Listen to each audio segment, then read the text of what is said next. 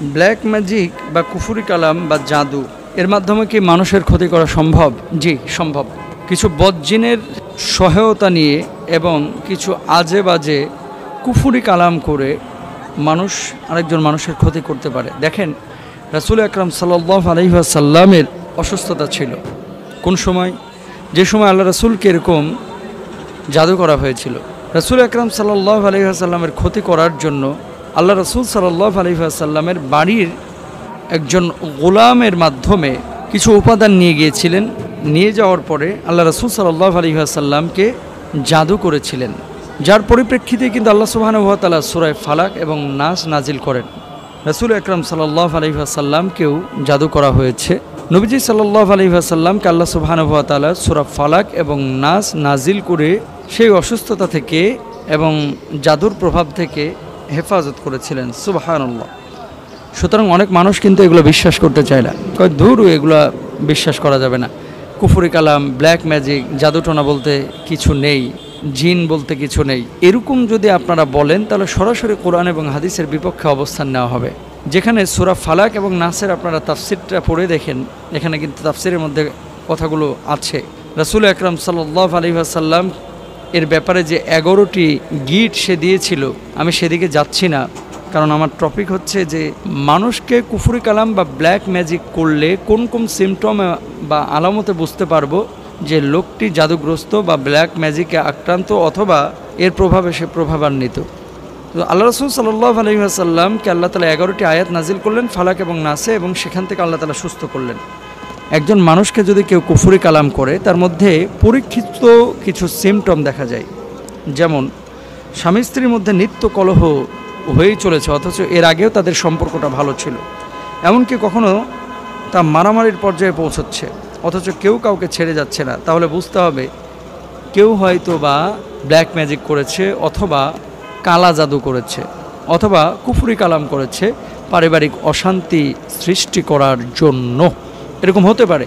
তবে আমি বলছি না যে স্বামী স্ত্রীর মনোমালিন্যতা হলেই ব্ল্যাক ম্যাজিকে আক্রান্ত অথবা এর প্রভাবে প্রভাবান্বিত, সবার ক্ষেত্রে এটা নয়। যেমন কালকেও ছিল ভালো, আজকে একেবারে পরিবর্তন। তারপরে লাগাতার যদি এরকম হয়ে থাকে, কোনো কারণ ছাড়াই ঝগড়া, বিবাদ, মারামারি, দুজনেই উষ্ণ আচরণ করছে, একজন আরেকজনকে সহ্য করতে পারছে না, দেখলেই রেগে যাচ্ছে, বিরক্ত হচ্ছে, অবশ্যই তাহলে বিশেষজ্ঞদের সঙ্গে আপনার পরামর্শ করতে হবে যে কেন এটা হচ্ছে, এটা আপনাকে খেয়াল রাখতে হবে। তো স্বামী স্ত্রীর মধ্যে যদি নিত্য কলহ হয়েই থাকে, চলেই থাকে, তাহলে বুঝতে হবে যে এখানে কিছু একটা ঝামেলা আছে, 1 নাম্বার। 2 নাম্বার, স্বামী স্ত্রীর মধ্যে এমন কিছু ঘটে গেল যার জন্য হঠাৎ ডিভোর্স ফাইল করে বসলেন তারা। এগুলি অনেক সময় কালো জাদুর প্রভাবে হয়ে থাকে। তারপরে দেখবেন কিছু মানুষ রয়েছে সুস্থ, স্বাভাবিক, প্রচুর পড়াশোনা করে, মানুষের সঙ্গে খারাপ আচরণ করে না, মানুষের সঙ্গে গালমন্দ ব্যবহার করে না, হঠাৎ ছেলেটার মধ্যে পরিবর্তন, বড় বড় করে তাকায়, ঠিকমতো খাচ্ছে না, দিন দিন শুকিয়ে যাচ্ছে, তার চলাফেরার ভিতরে একটা অসংলগ্ন ভাব। যদি এমনটি দেখা যায় তাহলে জানতে হবে হয় তার শারীরিক কোনো সমস্যা আছে। ডাক্তার যদি কোনো রোগ ধরতে না পারে তাহলে আপনি নিশ্চিত ধরে নেবেন যে এখানে তাকে জাদুটোনা করা হয়েছে অথবা বদজিনের আসর তার উপরে পড়েছে। আপনাকে অবশ্যই বিশেষজ্ঞের সঙ্গে কথা বলে তারপরে চিকিৎসা নিতে হবে। স্ত্রী তার স্বামীকে ভয়ঙ্কর ঘৃণা করতে থাকেন, তাকে হেয় করতে থাকেন ক্রমাগত, এবং স্বামীও তাকে ক্রমাগত ঘৃণা করেন এবং হেয় প্রতিপন্ন করেন। এমনটাও কিন্তু অনেক সময় হয়ে থাকে। এটা করা যাবে না। কেন করা যাবে না? যদি আপনি করেন, দেখবেন যে এই স্ত্রী এবং স্বামী দিনকে দিন দূরে সরে যাচ্ছে।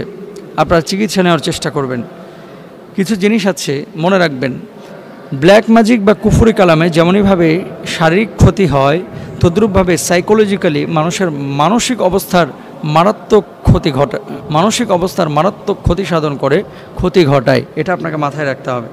তারপরে এই ধরনের ব্ল্যাক ম্যাজিক বা জাদুতে যারা প্রভাবান্বিত অথবা জাদুর প্রভাবে যারা আচ্ছাদিত হয়েছেন, সব সময় তাদের মাথা ধরে রয়েছে, নানা ওষুধ খাওয়ানো হচ্ছে, কিছুতেই কোনো সমাধান হচ্ছে না, মাথাটা একেবারে ঝিম মেরে আছে। যারা জাদুগ্রস্ত হন তাদের ভিতরে এরকম একটা পরিবর্তন দেখা যায়। বিনা কারণে কিছুদিন ধরে শ্বাসকষ্ট আরম্ভ হয়েছে, বা কথা বলতে গেলে বা গান করতে গেলে গলা ধরে যাচ্ছে। বেশিরভাগ ক্ষেত্রে এটা গায়কদের সঙ্গে হয়ে থাকে। তাদের প্রতিদ্বন্দ্বী কেউ পেশাদার এই ব্ল্যাক ম্যাজিকে অভ্যস্ত বা ব্ল্যাক ম্যাজিক যারা করে এরকম এক্সপার্ট দ্বারা এই ক্ষতি করাতে পারে।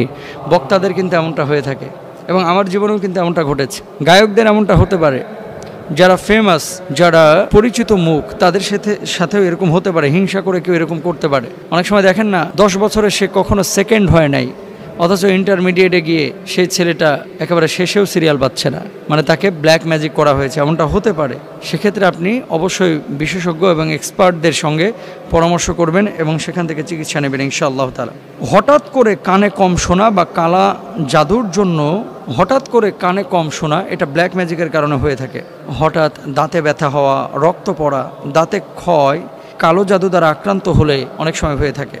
হঠাৎ চোখে কম দেখা বা নাড়ির গতি বেড়ে যাওয়া, এগুলি ব্ল্যাক ম্যাজিকের মাধ্যমে কিন্তু হয়ে থাকে।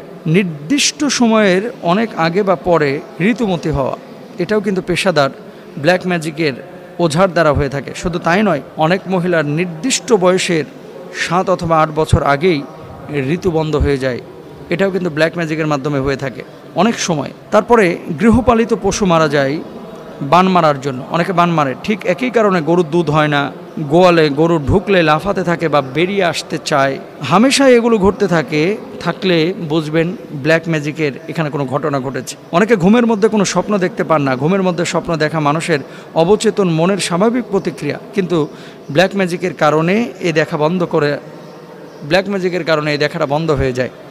ভালো স্বভাবের বাড়ির মেয়ে হঠাৎ স্বেচ্ছাচারী হয়ে যায়, এগুলো কিন্তু কালো জাদুর প্রভাবে হয়ে থাকে। বিনা কারণে হঠাৎ চাকরি থেকে বরখাস্ত হওয়া বা ছাঁটাই হওয়াটাও কালো জাদুর প্রভাব হতে পারে। অনেক চেষ্টা করেও আয় বাড়াতে পারেন না, প্রমোশন হয় না, এসব ক্ষেত্রেও কিন্তু এমনটা হয়। বহু মহিলার বিনা কারণে অনেকবার মিসক্যারেজ হয়, এক্ষেত্রে অনেক সময় দায়ী হচ্ছে এই ব্ল্যাক ম্যাজিক বা কুফরি কালাম যারা করেন। অহেতুক বাচ্চাগুলো মরে যাচ্ছে, কোনো কারণ নাই, এমনটা হয়ে থাকে। অনেকে সিগারেটে মারাত্মক আসক্তি থাকে, বহু চেষ্টা করেও ছাড়তে পারেন না, এক্ষেত্রে অনেক সময় খুব কাছের বন্ধুরা কালো জাদু করে থাকে। অনেক সুন্দরী বিবাহিতা হঠাৎ করে স্বামীর মুখে বন্য জন্তুর মুখ দেখতে পান, ভয়ে স্বামীকে এই কথা বলতে পারেন না, এসব ক্ষেত্রে অবশ্যই কালো জাদুর হাত থাকে। এই ধরনের ঘটনা ইউরোপ আমেরিকায় কিন্তু প্রতিনিয়ত ঘটছে, বাংলাদেশেও ঘটছে। সুতরাং যদি এরকম কোনো সিমটম আপনারা দেখেন, বিশেষজ্ঞ কবিরাজ অথবা বিজ্ঞ আলেম, প্রাজ্ঞ আলেম যারা এই ফন্নে অথবা এই বিষয়ে মাহের, দক্ষ, এই বিষয়ে যারা অভিজ্ঞ, তাদের সঙ্গে পরামর্শ করবেন ইনশাআল্লাহ। আল্লাহ তাআলা বোঝার তৌফিক দান করুন, আমিন। বিয়ে শাদী হারাম মানে কাদের সঙ্গে? কোন কোন নারীকে একজন পুরুষ বিবাহ করতে পারে না বা বিবাহ করাটা হারাম বা নিষিদ্ধ করা হয়েছে, যদি খুব সংক্ষিপ্ত আকারে এবং স্পষ্ট করে বলতেন। আচ্ছা, এখানে একটি প্রশ্ন এসেছে যে মুহতারাম, কাদেরকে বিয়ে করাটা হারাম, যদি এই বিষয়ে বলতেন। এ ব্যাপারে কোরআনুল কারীম বা হাদিসের কোনো ভাষ্য আছে কিনা? নিশ্চয়ই। আল্লাহ সুবহানাহু ওয়া তাআলা পবিত্র কোরআনুল কারীমের সূরা নিসার 23 নম্বর আয়াতের মধ্যে কি বলছেন একটু খেয়াল করেন। আল্লাহ তাআলা বলছেন, আউযু বিল্লাহি মিনাশ শাইতানির রাজীম, বিসমিল্লাহির রহমানির রহিম। حرمت عليكم أمهاتكم وبناتكم وأخواتكم وعماتكم وخالاتكم وبنات الأخ وبنات الأخت وأمهاتكم اللاتي أرضعنكم وأخواتكم من الرضاعة وأمهات نسائكم وربائبكم اللاتي في حجوركم من نسائكم ক্ষমাকারী দয়ালু। 14 নম্বর, অন্যের বৈধ স্ত্রীকে বিবাহ করাটা সম্পূর্ণরূপে হারাম। এই 14 শ্রেণীর নারীকে বিবাহ বন্ধনে আবদ্ধ করা বা এই 14 শ্রেণীর নারীকে বিয়ে করাটা ইসলাম সম্পূর্ণরূপে হারাম ঘোষণা করেছে। বংশগত সম্পর্কে যারা হারাম, আপন জননীদের বিয়ে করা হারাম, এখানে দাদি, নানি সবার ক্ষেত্রে বিধান প্রযোজ্য। 2 নম্বর, স্বীয় ওরসজাত কন্যাকে বিয়ে করা হারাম, এখানে পৌত্রী,